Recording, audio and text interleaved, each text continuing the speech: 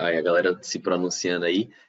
Como eu falei, eu vou desligar a câmera agora, gente, na hora da apresentação, porque como tem muito vídeo, geralmente fica dando uma travada e tal, fica pesado o negócio, tá? Mas depois eu vou abrir de novo.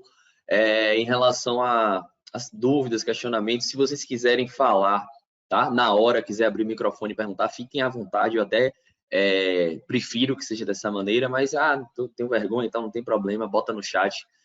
Se a galera conseguir aí, se Tati ou Silas ou Elvis aí conseguirem meio que organizar essas perguntas aí, a gente faz no final isso aí, mas se quiserem interromper, na hora que vocês quiserem, fiquem à vontade, tá bom? Então, vamos lá, pra gente. Antes de mais nada, eu vou me apresentar para vocês, né? Tati deve ter falado ali, então meu nome é Simon Cavalcante, sou fisioterapeuta, tá? Sou formado aí há 11 anos, tá? Eu tenho um pouquinho de tempo aí, mas não sou velho, tá, gente? Porque eu me formei muito cedo, eu me formei com 21. E pós-graduado em traumatologia e ortopedia, terminando o mestrado agora esse ano aí, com fé em Deus, e algumas formações aí, as principais a gente costuma falar aí, né, o PNF, o Mulligan, que a gente atua diariamente com esses conceitos aí dentro da nossa prática clínica, certo? Então, vamos lá. Quando a gente fala de tendinopatia, independente da localização da tendinopatia, a gente precisa saber um contexto geral da estrutura tendão, tá? A estrutura tendão, ela é única, independente se é no manguito rotador, independente se é do calcâneo, independente se é patelar, o tendão é o mesmo em qualquer local do corpo. Então, a estrutura tendão, ela tem um objetivo específico, ela tem uma função específica dentro do nosso corpo e a gente precisa entender um pouquinho qual é essa função e o que é que acontece quando ocorrem essas alterações nessa estrutura, tá? Então, para que a gente inicie, a gente fala dessas lesões tendíneas como, primeiro, a estrutura tendão, o que é? A alteração dessa estrutura tendínea geralmente está relacionada ao uso excessivo ou microrupturas por diminuição dessa capacidade mecânica do tendão. Então, essa cascata de eventos que vocês estão vendo aí, tá? Geralmente, ela acontece aí de forma progressiva. Então, a tendinopatia não vai ser uma lesão aguda, não vai ser uma lesão que o cara está praticando um esporte hoje e vai chegar segunda-feira na clínica para vocês dizendo, tive uma lesão no tendão ali, tá? Lógico, as exceções são as rupturas causadas por traumas de alta energia. Pouco tempo atrás ficou super famoso aí no Instagram, né? Um vídeo que o rapaz rompe o tendão do peitoral fazendo um supino ali. Aí são lesões traumáticas e está relacionado geralmente a rupturas e o paciente vai ter que fazer cirurgia. Quando a gente fala das tendinopatias, né? Das lesões degenerativas aí, são lesões progressivas, tá? O cara não vai, como eu falei, praticar um esporte hoje e aí na segunda-feira chega tive uma lesão no tendão. Não, isso vai acontecendo, ele começa a dar sinais, tá? Bem característicos de que tem algo errado, só que esse paciente não chega para a gente no começo. O paciente vai chegar para a gente aí quando ele já não consegue mais fazer nada, tipo, não estou conseguindo levantar meu braço, não estou conseguindo correr, não estou conseguindo saltar, porque está doendo demais, tá? Então, quando ele dá os primeiros sinais, que é uma dorzinha, o cara acha, não, besteira, vai lá e corre de novo por cima, por exemplo. É muito comum em corredor essa tendinopatia do calcâneo, por exemplo, a gente tem uns 3 ou 4 pacientes só hoje, né, no atual momento, com essas alterações de tendão. Então, são lesões progressivas. E como é que essas lesões acontecem? Os esforços repetitivos, né? Então, esses esforços repetitivos sem tempo de descanso, principalmente, eles causam um desgaste estrutural, esse desgaste na estrutura tendão. E aí que está o problema, porque o tendão ele tem a capacidade, ele é feito para poder armazenar e liberar energia durante contrações musculares, né? Então, ele armazena energia durante a contração excêntrica ali e libera durante a contração concêntrica. E quando você tem desgaste nessa estrutura, você perde justamente essa capacidade do tendão de resistir a essas tensões. E aí, a partir do momento que você perde essa capacidade de resistência às tensões, o paciente começa a evoluir com dor.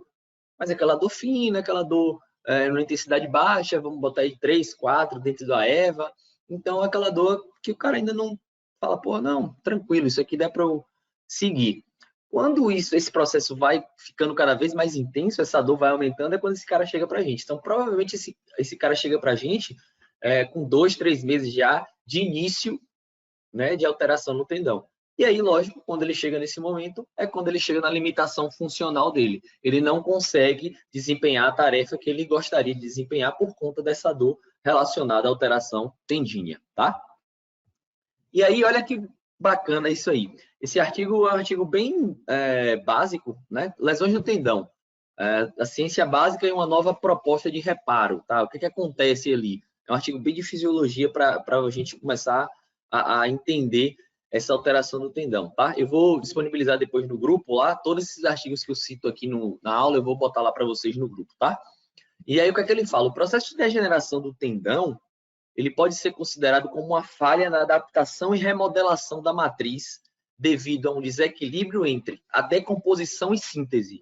Ou seja, toda vez que você usa, né, o tendão, assim como o músculo, por exemplo, a gente vai para a academia, todo mundo lembra lá de fisiologia, né? Você causa microlesões, micro-rupturas natural, normal, fisiológico. Isso aí tem que acontecer realmente. O grande problema é que não existe tempo entre a decomposição, que seriam essas microlesões, e a síntese de uma nova estrutura. Então, imagina que só está tendo decomposição, decomposição, decomposição. E aí, a estrutura começa a não agir da melhor maneira possível, né? Ela começa a perder aquela capacidade que a gente viu de resistir às tensões, justamente por conta disso aí, certo? E aí, quais são essas capacidades que ele tem? Ele tem a capacidade mecânica, né, que é a capacidade de resistir tensão ali, só que aí, a partir do momento que você tem essa alteração mecânica, com de repente uma maior compressão ali naquela região, o tendão realmente não tem espaço para respirar, entre aspas, entendeu? O que acontece? Uma hipóxia local. O que é hipóxia? Diminuição de oferta de oxigênio. Se você não tem oxigênio, você não tem capacidade de cicatrização, porque o oxigênio vem com sangue.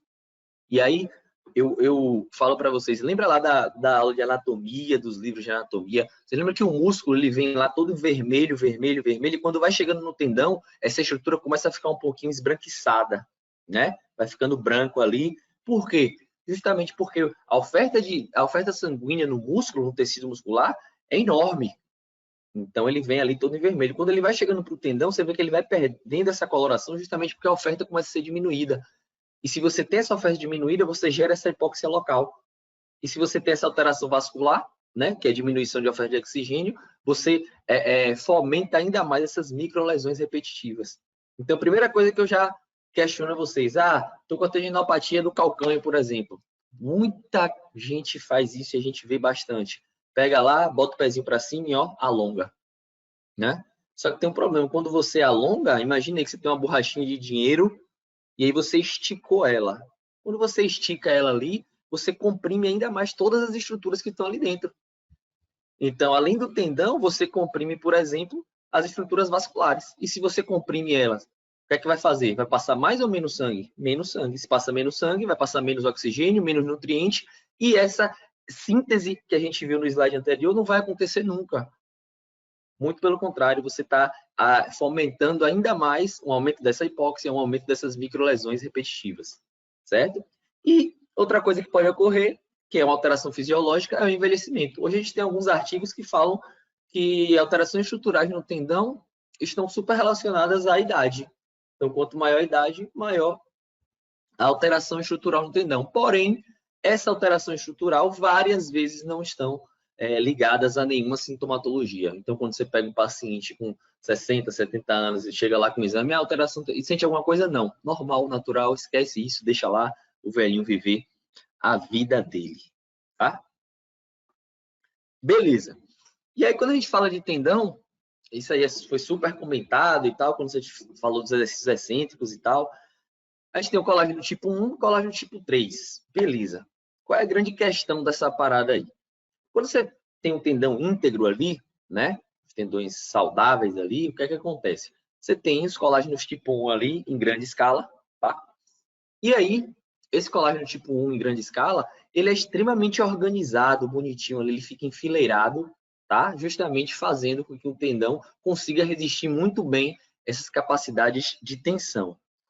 A grande questão é que quando você começa a passar por esse desgaste que a gente viu aqui agora, que a gente acabou de comentar, né? Essa desorganização entre as fibras de colágeno começa a ocorrer. E aí o que acontece? O paciente não dá tempo para que essa reorganização ocorra em relação a esse colágeno, né? E o corpo, por sua vez, tenta de alguma forma suprir essa deficiência. E o que é que ele faz? Ele começa a ter um filtrado maior de colágeno tipo 3. Só que esse colágeno tipo 3 é muito mais fino e extremamente desorganizado. Então, o tendão acaba perdendo, desculpa, a capacidade dele de resistir a essas estruturas. Então, olha lá, comparados aos tendões saudáveis, os tendões tendinopáticos apresentam desorganização e separação acentuada das fibrilas de colágeno. Então, aquela organização bonitinha ali que o colágeno tipo 1 tem, ela é perdida. Então, você perde a capacidade de resistir a essas tensões. E aí ele acrescenta aqui, uma neovascularização com capilares emergentes, lembra lá que a gente viu que tem essa alteração vascular, e aí o corpo tenta suprir essa deficiência. Esses capilares geralmente são acompanhados pelo crescimento de fibras nervosas, e aí lembra que eu falei, quando você não alonga só músculo, só tendão. Lá você tem capilares, né? Você tem toda a estrutura vascular ali, e você tem nervo, inclusive, tá? Então, crescimento de fibras nervosas sensoriais que liberam substâncias nociceptivas e desencadeiam dor. E aí, por isso que o paciente chega para a gente, né? Se não estiver doendo, provavelmente ele não vai chegar. Então, dá uma olhada nesse vídeo aí, entende tudo que eu acabei de falar aqui em relação a essa desorganização e a perda da capacidade do tendão a resistir às tensões, tá?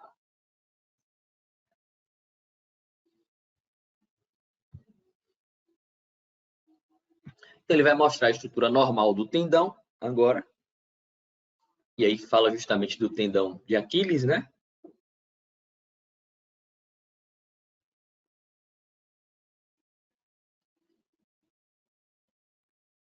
Lá, imagina aí que tá tendo contração concêntrica, excêntrica, tá tudo certinho. E aí ele vai mostrar lá dentro o que acontece. Esse aí, tá? Essa aí são as fibras do colágeno tipo 1. Veja como elas são grossas, bem organizadinhas aí, ó. Tudo enfileirado, bonitinho. E aí o tendão tem uma boa capacidade de fazer isso aí, de resistir a essas tensões, ó.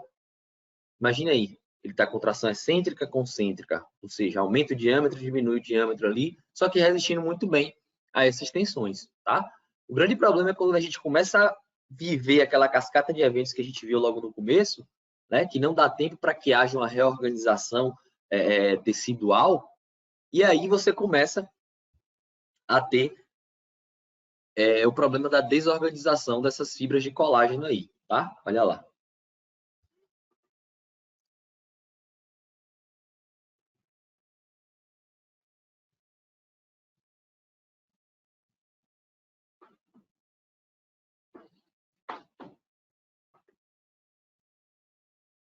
Então, imagina que ele fala ali, né, estágio 1, imagina que você está bem no começo ali da alteração tendínea, né? Provavelmente esse paciente não chega para a gente nesse momento ainda.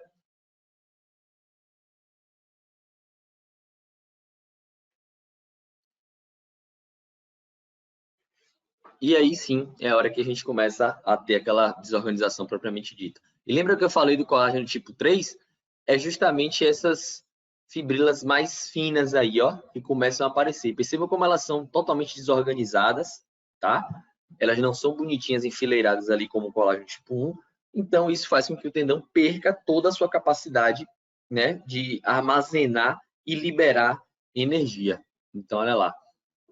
Ele fala lá das fibras de colágeno tipo 3, né? Elas são finas, elas são desorganizadas, formam um emaranhado ali, e isso que acaba fazendo que o tendão perca a sua função, né? Dentro do corpo. Tá? Então fica mais ou menos desse jeito aí, por isso que o paciente perde a questão de força na hora do movimento, por exemplo, uma tendinopatia de Aquiles, você pede para ele ficar, fazer uma plantiflexão na ponta do pé, o cara não vai. Por quê? Não tem força, porque esse tendão não tem mais a capacidade. E além disso, tem toda aquela situação que a gente viu, né? Uma neovascularização, a entrada de novas fibras neurais ali sensitivas que começa a gerar dor e tal. Beleza. Vamos lá, então. Então, a gente falou do tendão, a etiologia a gente viu que está muito relacionada à questão de carga, né? Você não dá tempo ali para esse tendão se recuperar. E essa carga como? A magnitude da carga e a distribuição dessa carga, tá? Então, está muito relacionado a atividades bem específicas. Quando você fala da tendinopatia de Aquiles, por exemplo, vocês vão ver que existem atividades que são bem características para que aconteça esse tipo de alteração. Então, por exemplo, a gente vê aqui o que esse artigo traz para a gente. A carga repetitiva é prejudicial à estrutura do tendão, pois o mecanismo de reparo, olha aí, presta bem atenção nisso aí, não tem tempo para curar o microtrauma antes de uma nova lesão. Então, é aquele cara que, por exemplo, correu hoje e sentiu uma dorzinha e fala, mas tá de boa. Amanhã ele vai e corre de novo. E aí, quando dá segunda, ele corre de novo. Aí, para a terça, mas quarta, corre de novo. Entendeu? Não existe um tempo para que haja um reparo tecidual ideal, e aí a gente só fica desgastando, e aí a gente sabe que a tendinopatia, né, muitas vezes até chamada de tendinose, ela é uma alteração degenerativa justamente por isso aí, relacionada à carga. Porém, a estrutura tendão ela foi feita justamente para armazenar e liberar carga, resistir a cargas tensivas. Então, a gente não pode, dentro do nosso plano de tratamento, tirar isso aí. Muito pelo contrário, a grande questão é como gerenciar essa carga. Tá? E como qualquer outra alteração, você vai ter essas fases.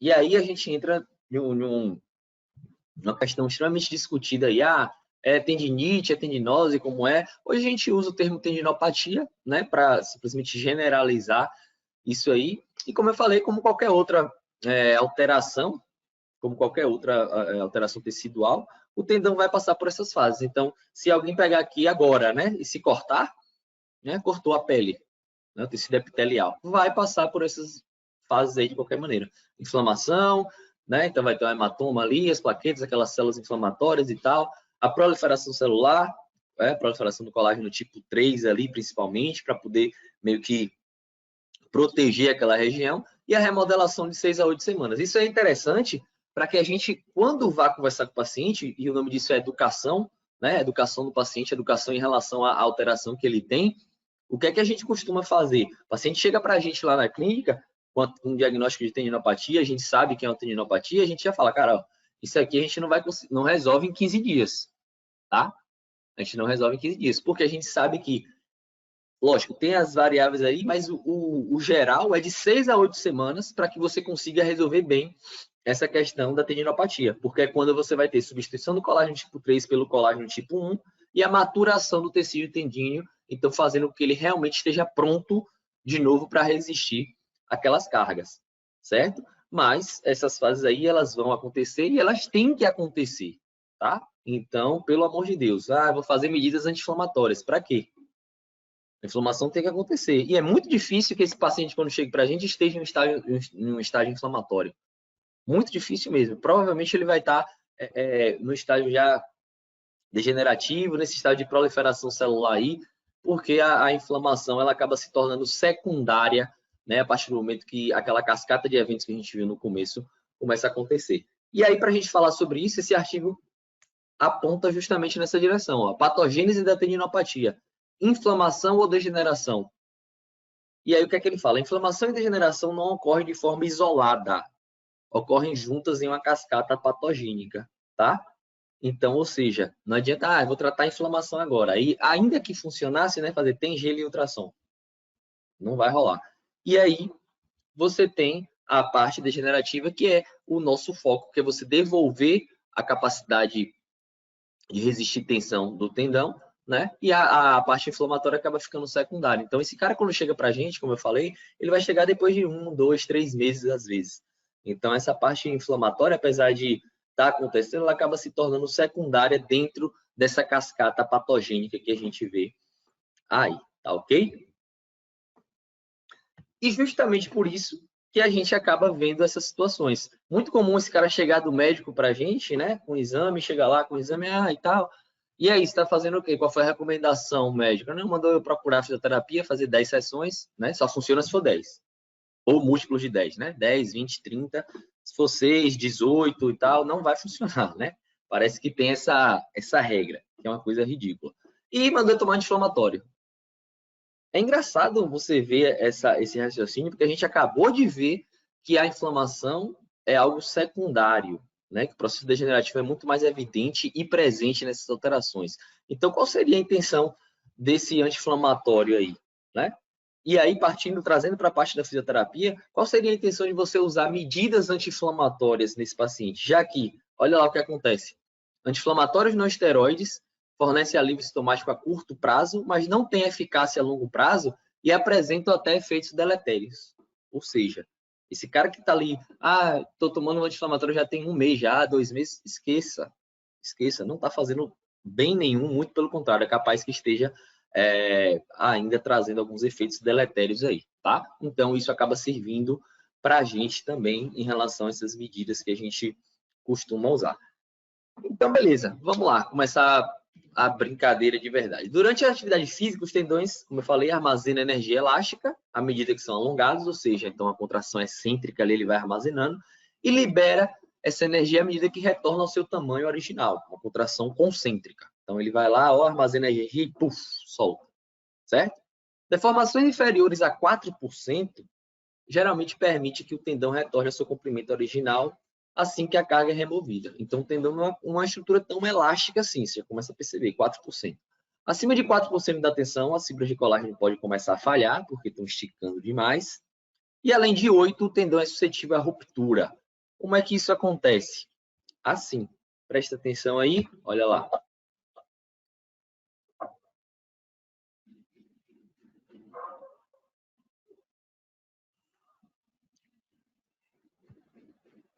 Vou botar de novo para vocês verem, tá? Ruptura do tendão do calcânio aí. Olha lá. Agora, parei, vou soltar, olha lá, chegar, vocês conseguem ver a cordinha estourando, ó. Pronto, já foi, aqui jaz um tendão, tá?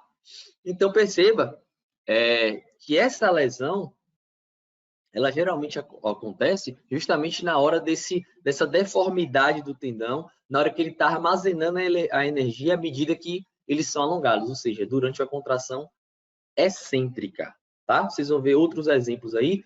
E outra coisa, vou botar de novo, outra coisa é, percebam a direção do corpo desse vídeo agora, e depois eu vou mostrar outros, tá? Durante esse tipo de lesão. Olha lá.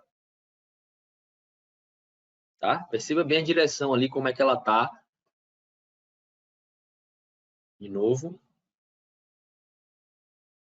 Beleza, vamos lá.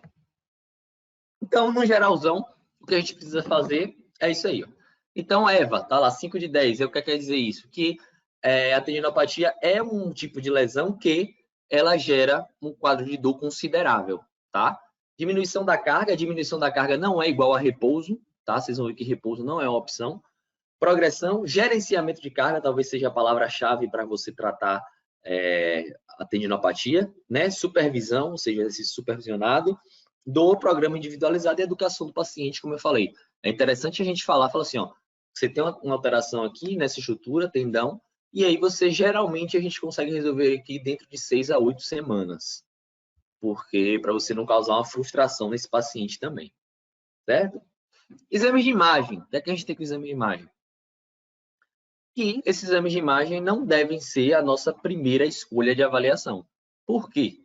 E aí a questão é, por que os exames de imagem só devem ser aconselhados nos casos mais duvidosos? Tá? Quando você faz lá, chega lá com o paciente com o examezinho, porque olha lá esses artigos aí, tendinopatia. As imagens realmente contam, né, a história do tendão e as imagens da tendinopatia, uma perspectiva fisioterapêutica ali, né? Vamos ver o que é que eles falam. Alterações no tendão podem existir em pacientes assintomáticos, ou seja, principalmente relacionados à idade, pacientes mais velhos, tá? Os pacientes podem se recuperar sem reversão da alteração da imagem. Então, o cara chegou para você com alteração lá na imagem, com a tendinopatia, você tratou ele, ele ficou bom, e aí ele faz a imagem de novo e a alteração estrutural continua lá, mas o cara está totalmente assintomático, ou seja, tranquilo, tá? E pode não haver alterações na imagem, mas o paciente pode ser sintomático. Então, a gente tem que ter muito cuidado com essa questão de como conduzir, como levar em conta esses exames de imagem, tá? E aí, percebo que isso que eu vou falar aqui agora é como se fosse uma cartilhazinha e não é tão novo não, tá? Olha lá, você vê que tem um compilado ali de artigos de 2009, 2013 e tal. Vamos lá. A tendinopatia, o guia 1 ali, a tendinopatia não melhora com o repouso e o descanso pode aliviar a dor inicialmente, porém ele não ajuda na tolerância do tendão e aguentar as cargas, ou seja, repouso para pacientes com tendinopatia não é uma opção, tá? Embora existam algumas substâncias bioquímicas e células inflamatórias, tá? Ela não é considerada uma resposta inflamatória clássica, aquilo que a gente falou. Não tem lógica você querer ficar usando agentes anti-inflamatórios, tanto a fisioterapia quanto a parte de anti-inflamatórios via orais, né? Nesse tipo de paciente. Olha lá. Portanto, anti-inflamatórios podem ajudar nos níveis elevados de dor a curto prazo, ali como a gente viu, mas se o efeito na tendinopatia não está claro. Tendinopatia é multifatorial, assim como todas as outras lesões musculoesqueléticas. Não existe uma causa definida. Existem vários fatores que podem contribuir para essa alteração estrutural, tá? O principal fator é a mudança súbita em certas atividades, ou seja, carga. Então, quando você fala de corrida, por exemplo, geralmente é aquele cara que aumentou muito o volume e a intensidade em um período curto de tempo. A estrutura não estava preparada, deu merda ali, tá? Então, como aquelas que requerem o tendão para armazenar energia, andar, correr, pular, ou que envolve cargas que comprimam o tendão, certo? Aí ele fala de alguns casos de predisposição ali, alguns fatores sistêmicos, idade, colesterol, mas acaba sendo a exceção. Baseado em evidências, o exercício é o tratamento mais indicado para tendinopatia, uma vez que os tendões precisam ser estimulados progressivamente para que consigam desenvolver novamente maior tolerância às cargas, tá? Tópico 5. A modulação da carga é importante na solução inicial da dor do tendão, tá? A modificação da carga, isso geralmente envolve uma redução, então olha lá, redução da carga não é repouso, certo? Então imagina que esse cara é corredor, já tive paciente com tendinopatia bilateral de calcânio corredora. E aí o que a gente fez? Ó, você precisa reduzir essa carga, estava num volume gigante, porque estava treinando para correr maratona. Ah, mas aí eu vou chegar mal. Eu falei, pô, tudo bem. Ou você chega mal e não completa a maratona, ou então você pode acontecer de conseguir chegar bem e completar a maratona. Não tem como. Não adianta você tô tratando e o paciente lá, pau, pau, pau. Esqueça, não vai rolar. Você vai estar enxugando o gelo ali, tá? Então, isso geralmente envolve a redução da carga, pelo menos a curto prazo, tá? Então, pelo menos a curto prazo, você controlar, gerenciar bem essa carga. Tendinopatia raramente melhora a longo prazo com apenas tratamentos passivos, como massagem, ultrassom, injeções. O ingrediente vital é o exercício e o tratamento passivo são adjuntos e devem ser utilizados com cautela. A gente vai ver uns artigos mais atuais aí falando justamente sobre esse tipo de intervenção. O exercício tem que ser individualizado, tá? Baseado na dor do indivíduo e na funcionalidade dele. Então, ou seja, não existe um protocolo. Aliás, desconfiem de tudo que você vê. Protocolo de não sei o que. Esquece, tá? E a tendinopatia responde lentamente ao exercício. Eu preciso ter paciência, garantir que o exercício está sendo realizado corretamente e progredir de forma adequada. Então, aquilo que a gente viu lá, de 6 a 8 semanas é o que a gente espera para poder zerar isso aí, tá certo? Vamos lá, então, agora. Entrar nas tendinopatias dos membros inferiores. Então, você tem a tendinopatia de Aquiles, a gente vai falar da tendinopatia do calcânio, né? Ou tendinopatia de Aquiles, e da tendinopatia patelar, certo? Galera, tá tudo certo por aí? Estou indo rápido demais, tá de boa, vocês estão conseguindo... Vou até ligar a câmera aqui para vocês me verem. Tati, você tá por aí? A galera do certo, tá tudo ok? Tá tudo rodando direitinho? Beleza, tô vendo a galera dando feedback aqui no chat, tá? Pronto, tranquilo, maravilha então. Tá? Que às vezes eu me empolgo e vou falando aqui e vocês podem... Oi, Emily, pode falar.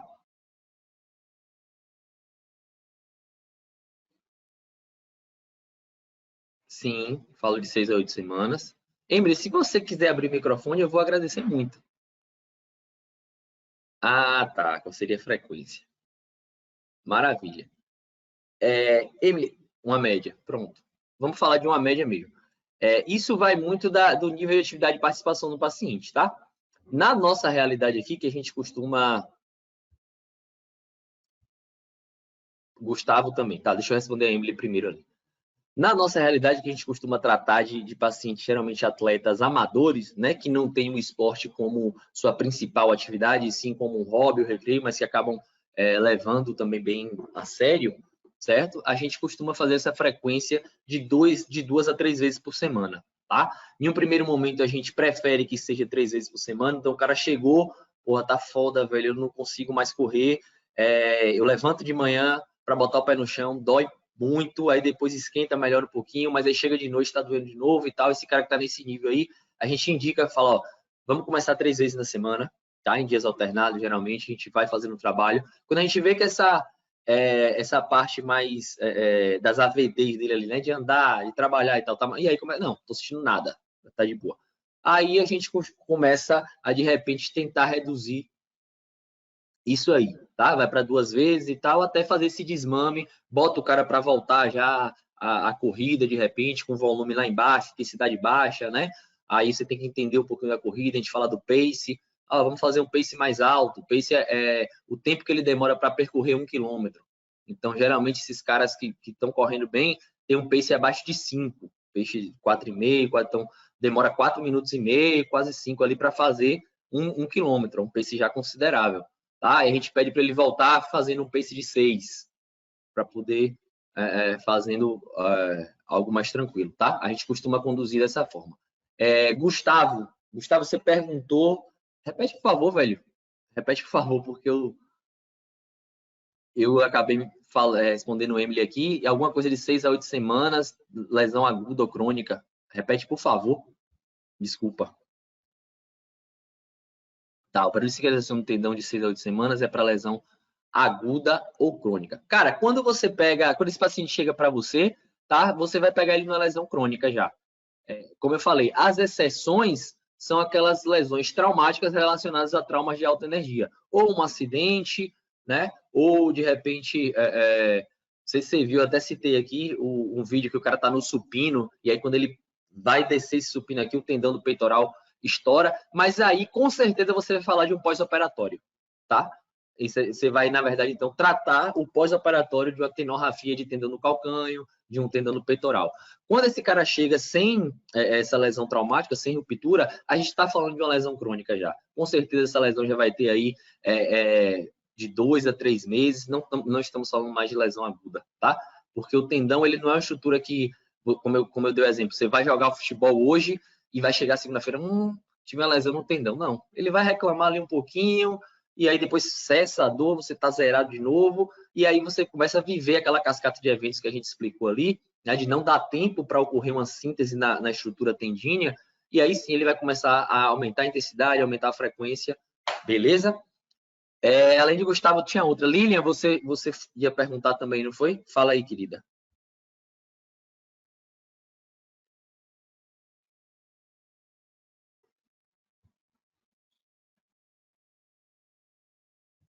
Teve mais alguma pergunta? Teve. Tá, falei sobre a ação dos fármacos, beleza, vamos lá.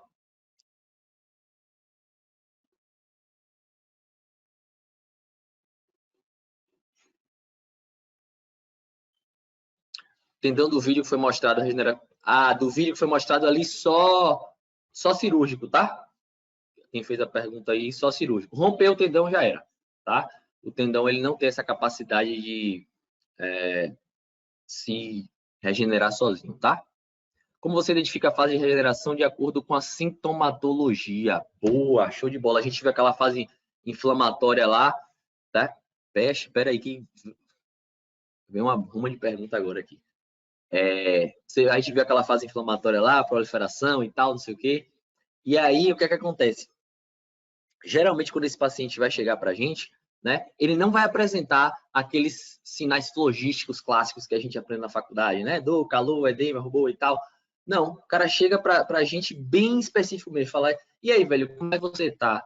Cara, tô bem, agora que eu tô bem, mas, por exemplo, de manhã, quando eu acordo, é uma dor retada aqui, aí eu tenho que ir um pouquinho. Se for membro superior, por exemplo, cara, eu tô bem. O problema é quando eu vou começar a botar esse braço acima da cabeça aqui. Então, Lilian, geralmente a gente pega esse cara naquela fase proliferativa ali. Porque quando chegou a um ponto que ele não está mais conseguindo fazer a tarefa dele, que ele gosta, seja esporte ou seja atividade de vida diária comum, tá? E aí ele chega para a gente. Então, o tendão está justamente passando naquele processo que a gente viu no vídeo. Aquele infiltrado de colágeno tipo 3 ali, e aí a gente vai justamente pegar, a partir daquela fase, a gente tem de 6 a 8 semanas para poder desenvolver a capacidade dele resistir a uma nova tendão, a uma nova carga de novo, entendeu? Então, como eu falei, a gente não vai pegar esse cara na fase inflamatória, não vai pegar. Você viu lá, né, que o efeito é muito a curto prazo, tipo assim, aquele cara que está num nível de dor altíssima e tomou anti-inflamatório hoje, amanhã vai diminuir a dor, lógico, por conta dos fármacos que existem nos anti-inflamatórios não esteroides, natural, mas depois esqueça, porque ele não está passando por uma fase inflamatória clássica, como a gente vê, né? Porque já teve tempo demais, já passou, aquele infiltrado de células de macrófagos, neutrófilos já foi ali. Então, a gente vai pegar a partir daquela fase 2 esse cara aí, beleza? Teve outra pergunta aí que eu não consegui ler direito, falou do BGM, alguma coisa assim, algum artigo aí. Bota de novo aí, por favor, gente.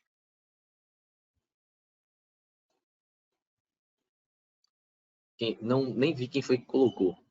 Eu só vi aqui, eu estava respondendo e aí coloca... Peraí, não precisa colocar de novo, não. Só eu abrir aqui a parada que eu consigo ver.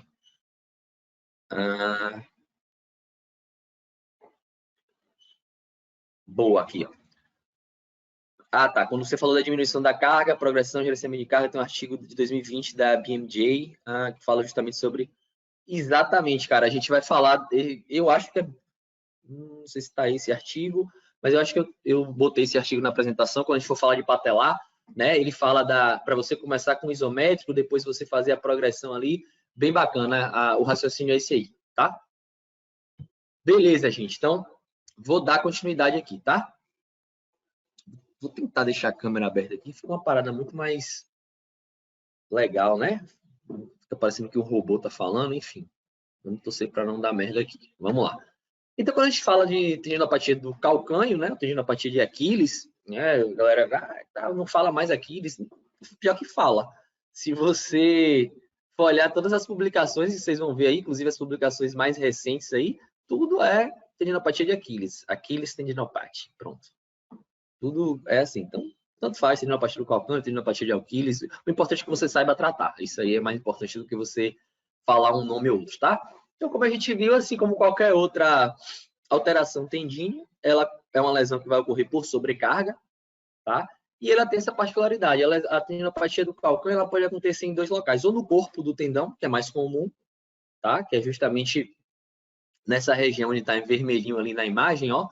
Então, no corpo do tendão, ali no meio mesmo ali, tá? Naquela partezinha ali que você consegue bem palpar o tendão, é geralmente no paciente vestidor, ou a insercional, que é menos comum e mais complicada, mais chatinha da gente tratar, tá? A tendinopatia insercional, ela vai lá mesmo, quase que para a base do calcânio ali, lá embaixo, é mais chata de tratar, o paciente sente mais dor, demora mais um pouquinho, mas o raciocínio é o mesmo, não existe nenhuma contraindicação ou particularidade diferente do corpo do tendão, só que a do corpo do tendão é uma tendinopatia mais simples, entre aspas, para a gente tratar, tá bom? E aí, como é que eu identifico? Localização, tá? O paciente palpou ali quase já na planta do pé, provavelmente tendinopatia insercional. O paciente pegou no tendão, no meio mesmo do tendão ali, ó, logo abaixo do tríceps sural, ele vai dizer, aqui já começa a doer, aí é do corpo do tendão. Beleza? Beleza. E aí, para vocês verem isso aí, olha lá. Load management é o quê? Manejo de carga, né? Gerenciamento de carga na tendinopatia. Então, a progressão clínica para a tendinopatia de Aquiles e patelar. Beleza?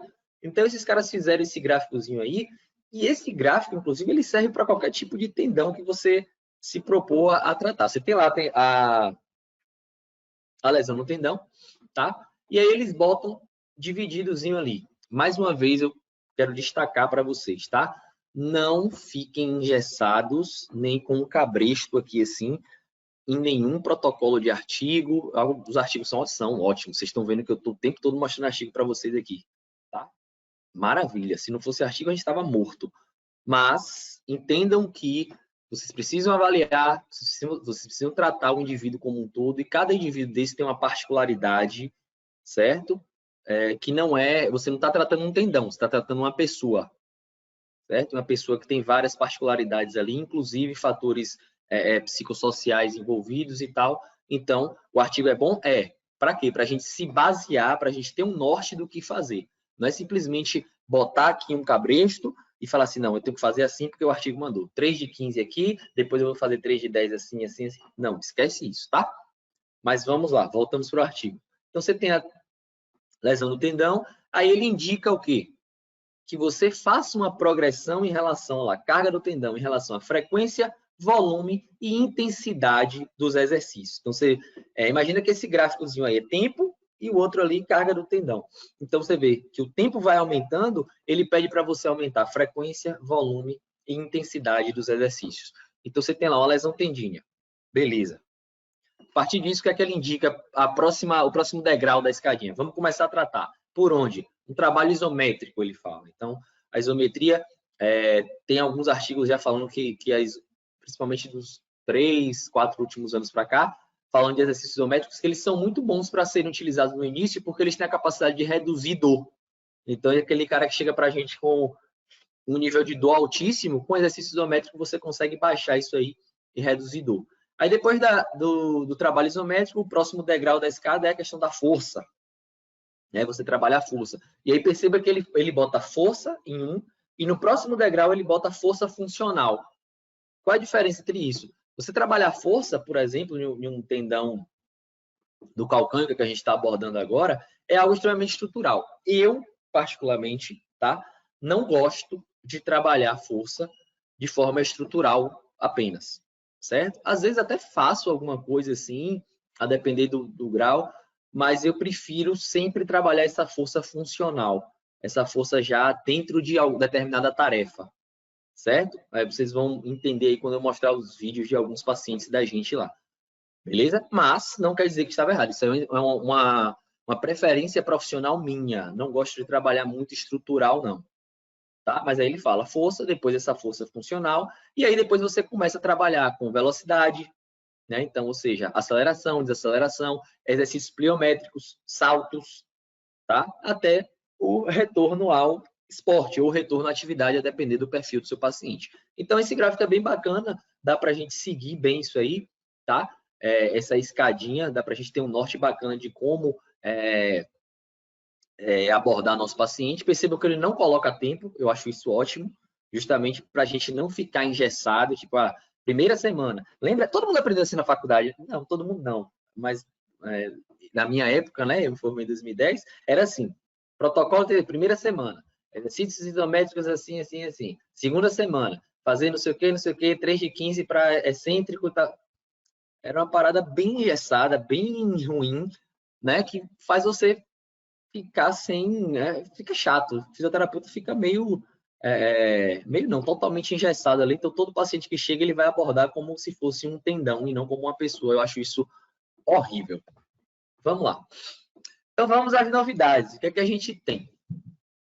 Manejo clínico da tendinopatia. Uma revisão sistemática de revisões sistemáticas sobre a evolução e a efetividade, né, dos tratamentos. Ou seja, é uma baita evidência aí, você tem uma revisão sistemática de revisões sistemáticas, ou seja, talvez o suprassumo da evidência da tendinopatia está aí, né? E o que é que a gente tem hoje de evidência? O que é que padrão ouro para tratar de tendinopatia? Exercícios, tá? Exercícios ativos, combinados e controlados. Eles dão um destaque para os excêntricos, mas deixam claro, e a gente vai ver em outros artigos também, que não existe mais aquela coisa. Na minha época, eu aprendi que era só excêntrico, tá? Protocolo de Alfredson, né? Não sei se alguém aprendeu esse protocolo de Alfredson. O cara sobe ali no stepzinho, então ele sobe com a perna boa e na hora de descer, desce com a ruim. Aí bota de novo a outra, sobe com a perna boa, na hora de descer, desce com a ruim. Eu aprendi dessa forma aí, tá? Beleza, mas vamos voltar ao artigo aqui. Laser e terapias, terapia por ondas de choque extracorpórea. Não sei se vocês já viram um negócio que fica dando um choquinho assim.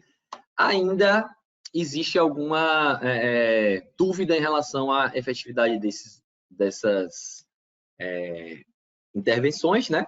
Então, alguns artigos falam que funciona, outros já nem tanto, alguns de não tão boa qualidade. Então, por isso que está em amarelozinho aí para a gente ter atenção. Tanto o laser quanto a terapia de ondas de choque extracorpórea, certo? Então, de repente, quem tem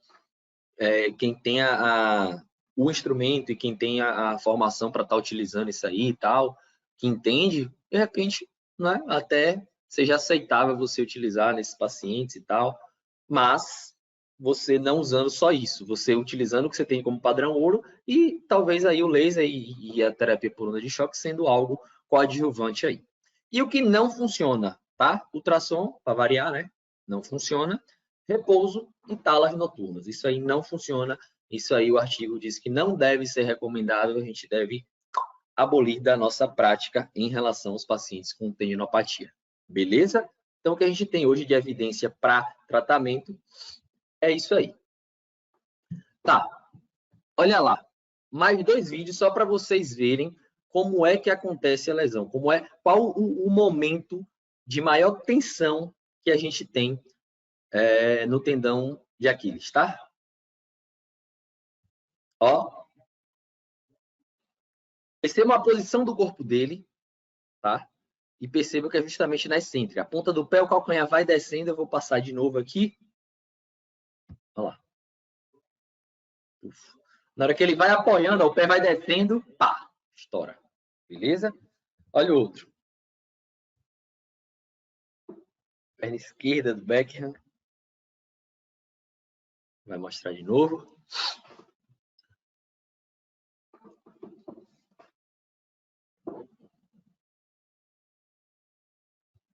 Olha lá, ó.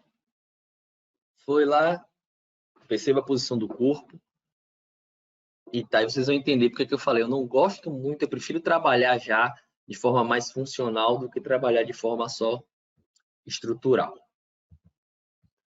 Beleza, quando acontece isso aí, ó, a gente tem essa cirurgia. Foi mais ou menos dentro da pergunta que acho que foi o Gustavo que falou, algo do tipo assim. Rompe o tendão, o paciente faz a cirurgia que a gente chama de tenorrafia. O que é essa cirurgia? Simplesmente você juntar uma parte do tendão com outra ali, o cara dá ponto, tá? A gente não vai falar de pós-operatório, isso não daria outra aula aí. Alguns cuidados que a gente tem que ter só em relação a estressar demais esse tendão. Então, não trabalhem com esse paciente em dorsiflexão. Então, já vi muita gente, mas se você não fizer, o paciente vai ficar com o pé caído. É melhor ele ficar com o pé caído ali, depois volta, tá? Não vai ser um pé caído neurológico, vai ser um pé caído justamente de falta de força, do que você perder a cirurgia. Então, deixa ali, geralmente, quando ele vem nessa cirurgia, já vem com a indicação médica, ou de repente até usando uma órtesezinha para manter o pé um pouquinho implante, justamente porque quando você está implante, esse tendão está encurtado. Então, esse tendão passou por esse procedimento cirúrgico, ele está encurtado, e ele tem que ficar ali, ó, bonitinho, encurtadinho, justamente para passar pelo processo de cicatrização. Então, se você pega aí, faz uma dorse, você está alongando, né? O que você está fazendo? Você está estirando as fibras recém-suturadas. Você está fazendo uma grande merda aí. Você pode perder a cirurgia. Mas, enfim, não é o foco agora pós-operatório, só um destaque aí para vocês. Olha lá como é a cirurgia, ó. Prende ali e tal, e aí vai lá, sutura bonitinho. Vocês perceberam que o pé do cara vai para plantiflexão e ele sutura naquela posição? Então, não queiram ser o gênio da lâmpada e fazer, o pé vai ficar caído, eu vou fazer. Esquece. Tá bom? Pode deixar bonitinho do jeito que tá. Depois de provavelmente 45, 60 dias, a gente manda ver aí. Tá. Chegou esse cara lá, saiu na clínica, como é que costuma fazer? Hoje a gente tem esse questionário, tá? Que é o questionário de avaliação, que é o VISA-A, né? Tem o VISA-P, que é para tendinopatia patelar também. Então, esse questionário do VISA é o do Victoria Institute, né? Um instituto aí de uma faculdade que estuda muito sobre tendinopatia e grande parte dos questionários relacionados à tendinopatia tem esse prefixo VISA aí, tá? Você tem esse artigo de 2018 falando justamente que é uma revisão sobre a mensuração dos desfechos, né? Da função dos pacientes com tendinopatia de Aquiles. E aí ele fala que o padrão ouro para você avaliar isso aí é esse questionário. É um questionário extremamente funcional, vocês estão vendo aí, ó. Primeira pergunta, quando você se levanta pela manhã, por quantos minutos sente a região rígida, a região do tendão, de Aquiles e tal, que é muito comum, rigidez matinal. Quando você está aquecido para o dia, sente dor quando alonga o tendão de Aquiles. Então, olha só, raciocina comigo. Quando você está preparado para o dia, sente dor quando alonga o tendão de Aquiles ao máximo na borda de um degrau, né? Então, você fazer aqui. E aí, mantendo os joelhos bem esticados, ou seja, é um teste, entre aspas, do questionário, ali uma pergunta do questionário, para ver se o paciente sente dor. Quando faz o quê? Quando alonga um tendão. Então, eu pergunto a vocês, qual a lógica que existe em você pegar um teste de um questionário que é padrão ouro para avaliar, ver se o paciente sente dor, e trazer esse teste e colocar como intervenção? O fisioterapeuta faz isso pra caramba. O cara chega lá e faz o quê? Não, bota seu pezinho aqui, ó, e tome, puxa a ponta. Para quê? Para alongar. E aí eu pergunto, qual a lógica disso? Qual a lógica de você alongar e você tem um questionário lá que faz justamente isso para ver se o paciente sente dor? Né? Bem estranho isso, mas vamos lá. Aí ele fala andar em superfície por 30 minutos, se sente o tendão, você sente dor durante ou imediatamente ficar na ponta dos pés por 10 vezes, quantos pulos com a perna só você consegue dar. Então, seu questionário é o questionário extremamente funcional, é o padrão ouro que a gente tem, já tem a versão traduzida, inclusive essa que eu estou mostrando para vocês aí, tá? São mais de 7 questões, simples, rápido e nos dão respostas extremamente funcionais, tá? Com esses questionários que você tem em mão, você já, por exemplo, você sente dor a ficar 10 vezes na ponta do pé, de repente o paciente não sente, mas na hora que vai para o salto ele sente. Então, é o sinal que você precisa o quê? Fala, não, esse paciente ele tem uma força relativamente boa, porém, na hora que eu preciso de muita potência muscular ali para salto, ele ainda não está. Então, você começa a trabalhar exercícios que vão te dar isso aí, tá? Então, vale muito a pena a gente utilizar isso aí na avaliação para que a gente tenha boas respostas lá na frente, certo? Olha lá, um artigo de 2019, esse aí, a eficácia dos programas de carga ali, né? Na melhora dos fechos da tendinopatia de Aquiles e na porção média, ou seja, do corpo. Mid portion é ali da porção do corpo do tendão. Uma revisão sistemática, tá? Olha que bacana que os caras viram. Foi, na verdade, o primeiro artigo que eu vi, eu já tinha esse raciocínio, né? A gente saía para fazer curso, ver palestra, esse raciocínio já existia, da galera mostrando alguns exercícios aí e tal. Tem um pessoal que trabalha muito com corrida aí, fala bastante de alguns exercícios funcionais, mas escrito mesmo, com alguma evidência, é a primeira vez que eu vi. Ó, 2019, ele fala aqui, existem evidências conflitantes sobre a superioridade dos exercícios excêntricos isolados recomendados pelo protocolo de Alfredson, né? Não sei se a galera aprendeu aí, mas na minha época eu aprendi protocolo de Alfredson, que inclusive vocês vão ver qual é. Sobre outros tipos de contração, desafiando a abordagem atual para o tratamento da tendinopatia de Aquiles. Ou seja, esquece aquela parada de que é só o excêntrico que funciona. Não, por quê? Né? Qual o raciocínio que já existia e, como eu falei, pela primeira vez eu estou vendo documentado numa revisão sistemática. Boa, bacana. Tá? O raciocínio era o seguinte, se esse cara corre, né? Ou esse cara joga basquete, ou esse cara joga futebol, os casos que a gente viu ali de ruptura, né? Nenhuma dessas atividades, nenhuma dessas tarefas, você usa única e exclusivamente contração excêntrica.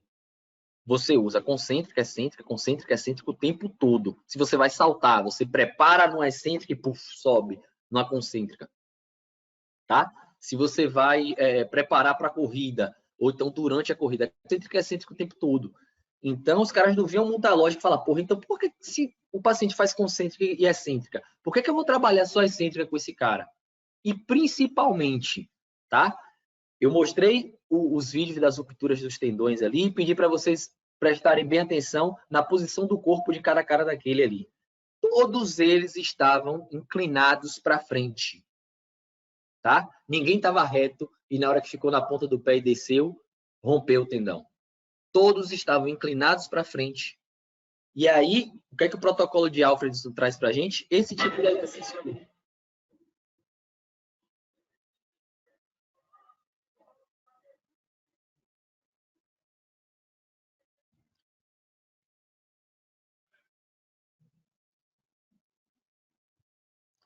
Tá? Esses exercícios foram os exercícios mais estimulados a serem feitos, ainda são feitos para caramba, inclusive, para que a gente tratasse as tendinopatias. Só que aí, o que é que você fazia com esse exercício? Trabalhava excêntrica? Sim, lógico. Só que você afasta muito o paciente da especificidade da tarefa.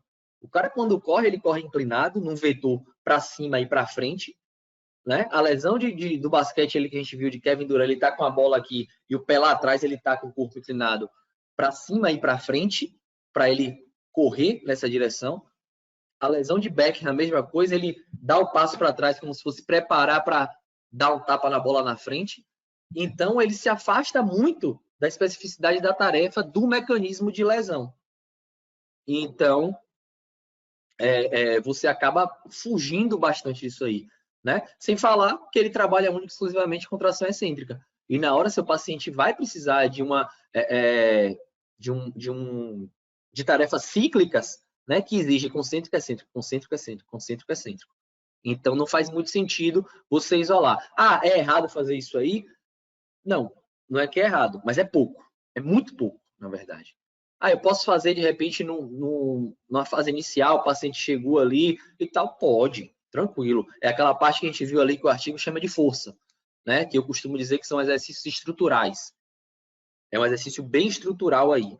Você só está trabalhando a parte de tendine ali, não está pensando na parte de nível de atividade e participação quando a gente fala da CIF, certo? Ah, é errado? Não. Beleza, de repente no primeiro momento ali vai para poder você entender como é que tá, o paciente lhe dar um feedback, beleza, mas é pouco, muito pouco. Não tem como você traçar todo o seu plano de tratamento baseado nisso aí, que era o que a gente via. Era 3 séries de 15 com o joelho esticado, depois com o joelho dobrado, e depois tinha que alongar. Não rola, aí não vai, tá? E aí como é que a gente costuma abordar? A abordagem da gente costuma ser um pouco diferente dessas protocolares, tá? Vou mostrar para vocês aí um paciente com tendinopatia de Aquiles, certo? Jogava futebol, corria também, jogava futebol e corria e não estava mais conseguindo, lógico, por isso que foi para procurar a gente, senão nem lá estava. Tá? Então, olha aí, como é que a gente costuma seguir. Eu botei meio que na ordem aí alguma coisa, isso não quer dizer que seja um protocolo, tá? Pelo amor de Deus, vocês já viram que eu odeio protocolo.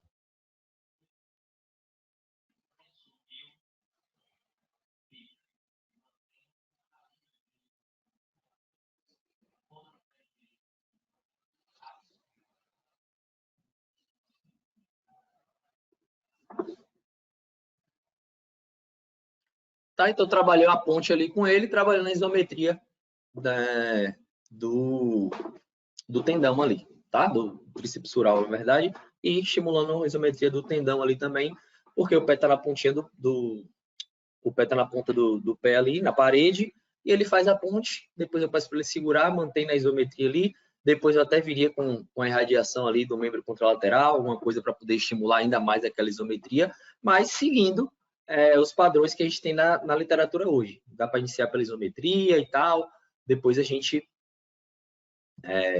vai evoluindo, tá? Peraí. Pronto.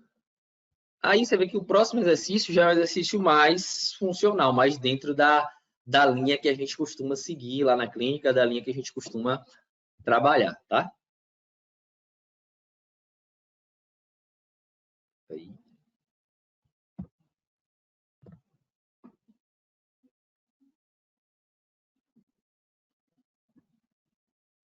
E aí, ó, olha o exercício e lembra das lesões que a gente viu.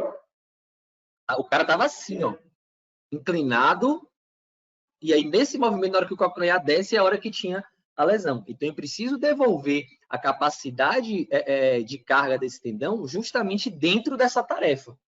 Porque se eu botar ele em cima desse step e ficar mandando ele subir e descer, beleza, ele vai ficar um monstro nisso aí, vai fazer 50 vezes. Vai até botar carga e vai conseguir subir e descer. Mas na hora que eu precisar que esse tendão resista a essa carga nessa posição, com esse vetor de força para frente e para cima, ele não vai resistir, porque você não treinou aquilo, tá? Então não vai fazer muita diferença. Depois eu vou evoluindo em relação às cargas lá, ó, em relação ao tipo de exercício, olha lá.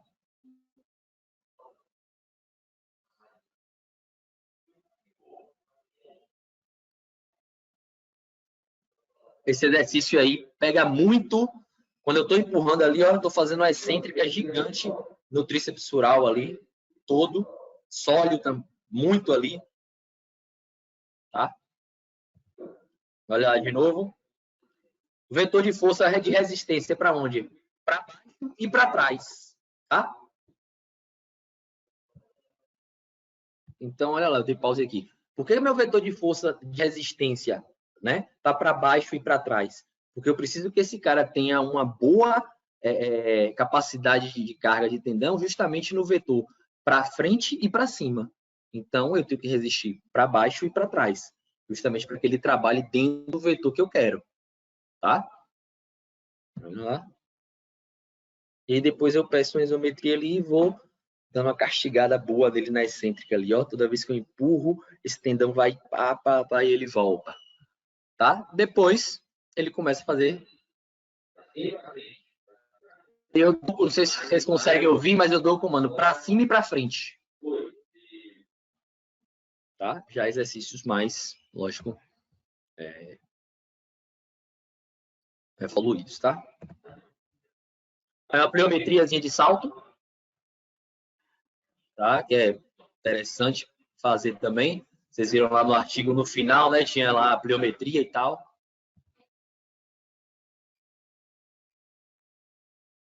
E o skipzinho para simular já algo próximo da corrida e tal. Tá? Vamos lá, dúvidas em relação à tendinopatia de Aquiles? Deixa eu abrir aqui a parada de novo. Ver se alguém falou aqui.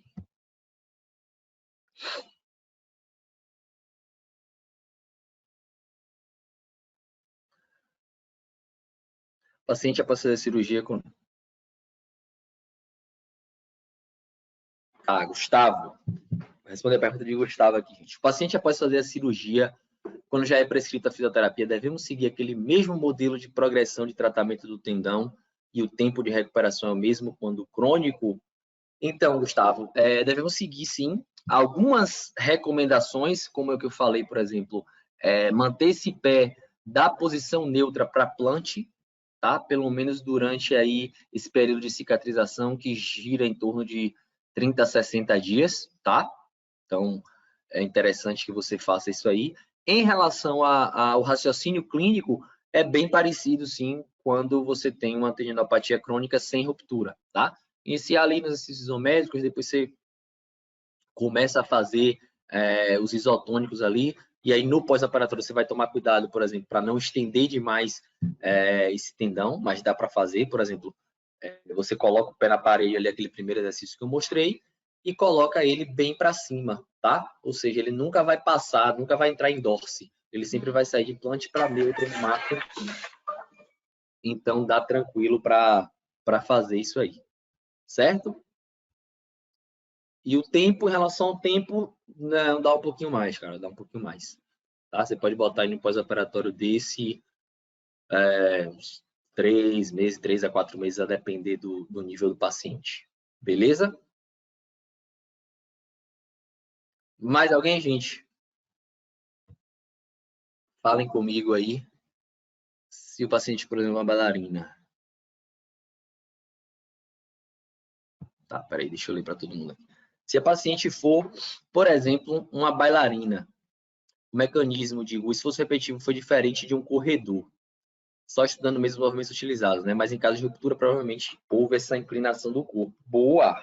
Show de bola, Emily, muito legal sua colocação. É diferente, né? A gente precisa entender um pouquinho, lógico, ninguém vai virar especialista em balé ou algo do tipo, mas a gente precisa entender um pouco a questão da mecânica, né, do movimento dentro da tarefa do paciente, para que quando a gente chegue nessa fase de ser extremamente específico, a gente trabalhe dentro disso aí. Então, de repente, eu não faço ideia, nem sei se tem uma incidência grande de tendinopatia de Aquiles em bailarinas, mas caso tenha, tá, chegou lá paciente que seja bailarina, tá?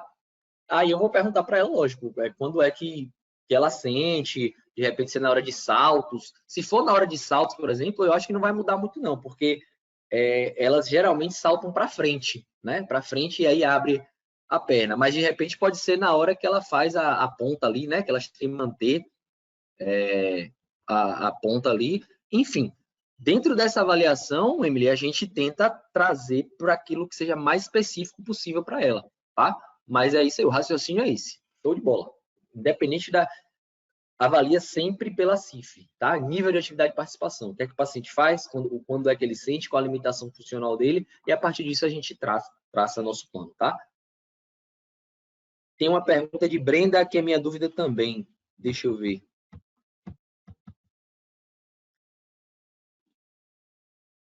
Na verdade, acho que não foi nem pergunta, Israel. Foi uma observação de Brenda que ela botou. Os exercícios da reabilitação devem ser feitos no movimento do mecanismo da lesão.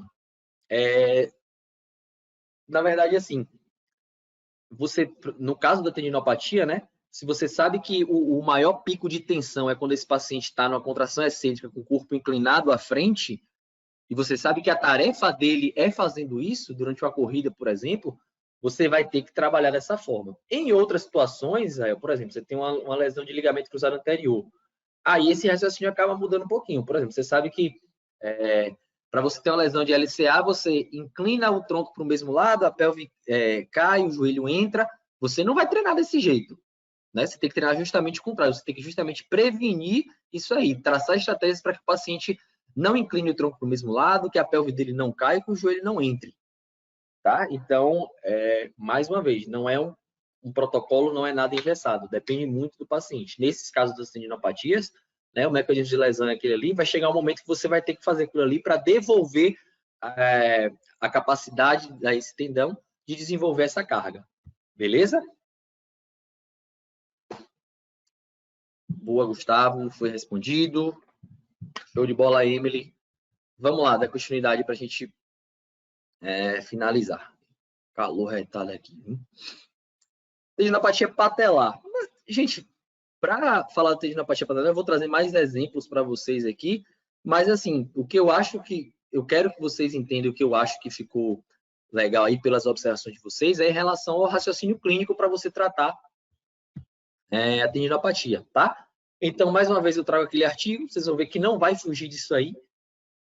Trabalho isométrico, força funcional, velocidade, pliometria. Tá? Isso aí, lógico, cada um tem sua preferência profissional de como trabalhar dentro desses degraus que o artigo traz para a gente aí. Certo? Aí, por exemplo, o artigo da DIOSPT, tá? Tendinopatia patelar, diagnóstico clínico, manejo de carga, né? Para trabalhar com esses pacientes. E aí eles trazem algo bem parecido. Então, estágio 1, eles botam lá carga isométrica. Estágio 2, carga isotônica, misturando os dois. Aí, no estágio 3, justamente aquela parte de velocidade, né? Energy storage, meio que armazenação e liberação de energia e tal, bacana. E no 4, o retorno ao esporte. Desses, confesso a vocês, tá? Não usaria e não uso nenhuma dessas estratégias que o artigo traz aí. Tá? Cadeira extensora a gente não usa, o leg press a gente não usa, o avanço a gente usa. O avanço a gente usa. Vou até mostrar para vocês aí o avanço. Aí tem aquele outro exercício ali que eles chamam de agachamento espanhol e tal. A gente usa outras estratégias, mas que também está dentro desse raciocínio. Trabalhar isométrico, depois partir para a parte isotônica com a ênfasezinha na excêntrica ali nesse primeiro momento, depois tentar fazer essa parte de liberação, armazenamento e liberação de energia para o tendão começar a trabalhar dentro da especificidade dele e, por fim, retorno ao esporte, tarefas bem específicas daquilo que esse paciente faz, certo? Então, só para vocês terem uma ideia e para vocês colocarem e deixar bem claro isso na cabeça de vocês, não fiquem engessados porque está no artigo e tal, não. Leiam o artigo, tá? E tenham também a preferência de vocês. Isso não vai fazer mal nenhum, muito pelo contrário. Isso faz parte da... Hoje está muito na moda, né? Quando você fala PBE, prática baseada em evidência, tá? Um dos pilares da prática baseada em evidência é a experiência profissional. Então, eu não, por uma preferência profissional minha, não gosto de trabalhar com cadeira extensora, com leg press. Prefiro atividades mais funcionais, em que eu consiga mexer, ter um controle maior desse paciente. Eu vou mostrar para vocês como, certo? Isso não quer dizer que esses exercícios estejam errados, é porque eu não, a minha preferência, a minha formação, a minha linha de raciocínio, o meu aprendizado, os meus professores, né, que acabam tudo isso influencia na nossa formação profissional, me fizeram hoje ter uma linha de trabalho mais voltada para essa parte funcional desde o princípio, tá? Desde o começo, então eu não curto muito usar essas estratégias. Isso não quer dizer que está errada. Quem sou eu para estar dizendo que a Jill Cook, né, está errada? É uma das maiores pesquisadoras aí da fisioterapia, um artigo publicado na JOSPT e tal, massa. Mas eu prefiro usar outras estratégias, só para vocês entenderem isso aí, tá? Olha lá, efeito do isométrico, do excêntrico e do exercício lento com alta resistência na dor e função em indivíduos com tendinopatia patelar, uma revisão sistemática. O que é que eles indicam? Mais ou menos o que a gente já vem vendo aí. Os isométricos são muito interessantes de serem feitos a curto prazo, porque eles melhoram a dor e, consequentemente, a função. Depois, eles falam para dar uma ênfase nos excêntricos, isso não quer dizer que é para usar só excêntrico, tá? E os exercícios lentos e de alta resistência, por exemplo, aquela subida ali do cara que eu estava puxando com a borrachinha ali, ó, desce devagar, devagar, devagar, subiu, puf, desce devagar, seria dentro disso aí, tá? Eles falam que de médio a longo prazo funciona muito mais em relação à dor e função, então é meio que aqueles degraus que a gente viu lá no artigo Desde a tendinopatia patelar para a gente seguir. Como eu falei, o que vai mudar é muito mais a localização, né? Não parece ser que a tendinopatia patelar você vai fazer diferente da tendinopatia de Aquiles, não.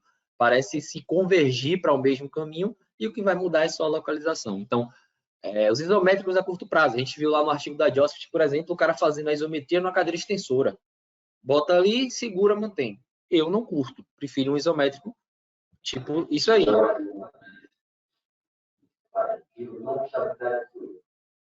O joelho a ser tratado seria o direito, ela está na isometria ali, o outro pé está na ponta do pé, para poder aumentar ainda mais o peso K.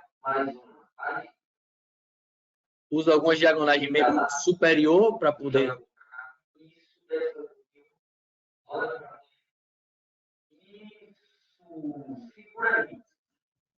E aí, só a isometria, a tremedeira lá.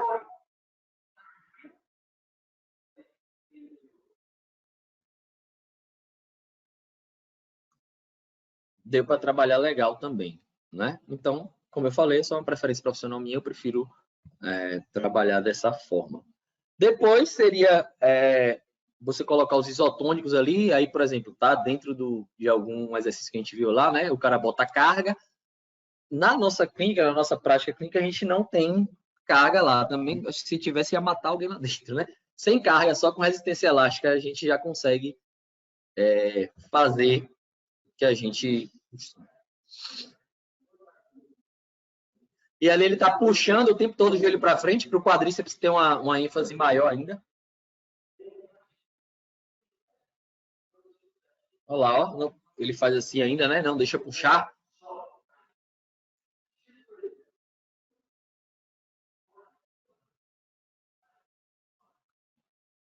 E, por fim, você bota aqueles exercícios mais dinâmicos, né? Aceleração, desaceleração. A gente tenta ser extremamente funcional nisso, então botar dentro da atividade que o cara volta, até por uma questão dele mesmo se empolgar mais, tá? Tem uma resistência lá atrás.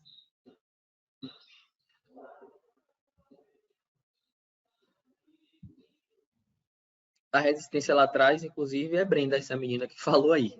Né, Brendinha?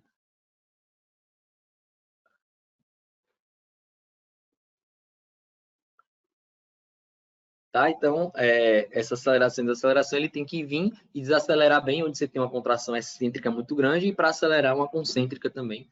Então, acaba sendo bem dentro disso aí. Tá? Então, gente, para finalizar, eu gosto sempre de finalizar com essas frases aí. Tá? A gente mostrou tudo, vocês viram que tudo veio baseado em artigos, então nada saiu da minha cabeça aqui. A gente estuda bastante para poder tentar trazer a melhor evidência possível para vocês. A gente traz também um pouquinho da nossa prática. Isso não quer dizer que seja a melhor, tá? É só para vocês verem como a gente costuma trabalhar e para que vocês percebam como a gente entende essa questão da prática baseada em evidência, tá? Que não é simplesmente ficar bitolado no que o artigo diz, mas que esses artigos sirvam simplesmente como um norte para que a gente consiga, dentro da nossa prática clínica, reproduzir aquele raciocínio que foi estudado por outras pessoas. Eu acho que a prática baseada em evidência deve ser dessa maneira aí, certo? Então, para finalizar, eu gosto de sempre colocar essa frase: é desnecessário ficar tentando provar algo a alguém, as pessoas tomam como verdade aquilo que lhes convém. Tá? Então, aquela coisa, a gente trouxe aqui muita coisa. Ah, mas eu gosto de passar ultrassom, de alongar, que a gente falou que acaba não funcionando. A gente viu lá que as terapias passivas não costumam funcionar.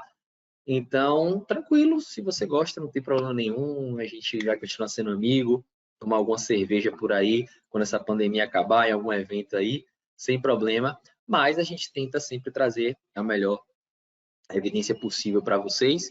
E para aqueles que têm um raciocínio, a cabeça aberta, eu acho que essa frase representa muito para a gente, né? A mente que se abre a uma nova ideia jamais voltará ao seu tamanho original, tá? Um cara bem inteligente falou isso algum dia e eu acho que serve para a gente aí, principalmente nos dias de hoje, tá? Aqui está minha rede social, o Instagram.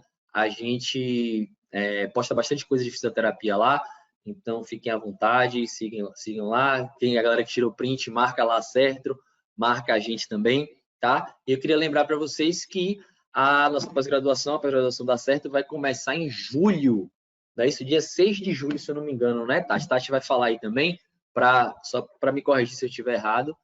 E estejam todos convidados. Eu acho que esse aqui foi só um aperitivo, dia 17 de julho. Pronto. Maravilha, Tati. Obrigado. Tá, dia 17 de julho, então estejam todos à vontade. A gente tem um grupo bem pesado aí de professores, né? O grupo docente é bem bacana e eu acho que vale a pena vocês estarem cada vez mais se diferenciando aí dentro do mercado de trabalho, e a nossa profissão agradece, né? Eu acho que a gente está passando por um processo de transformação e eu vejo cada vez mais, apesar dos passos curtos ainda, mas eu acho que a gente está no caminho certo, sim. Tá bom? Então tá aí, rede social, print, me marca.